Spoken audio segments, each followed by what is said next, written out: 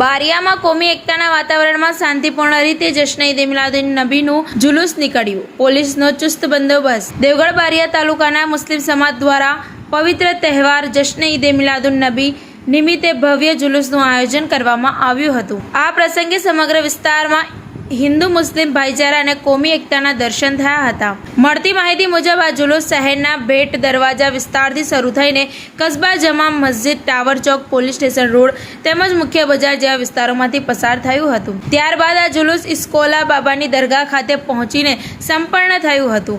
જુલુસ દરમિયાન કાયદો અને વ્યવસ્થાની સ્થિતિ જળવાઈ રહે અને કોઈ અનિચ્છનીય બનાવ ન બને તે માટે સ્થાનિક પોલીસ તંત્ર દ્વારા રૂટ પર ચુસ્ત પોલીસ બંદોબસ્ત ગોઠવવામાં આવ્યો હતો. સમગ્ર આયોજન શાંતિપૂર્ણ અને સૌહાર્દપૂર્ણ વાતાવરણમાં સંપન્ન થતાં સ્થાનિકોએ રાહતનો શ્વાસ લીધો હતો.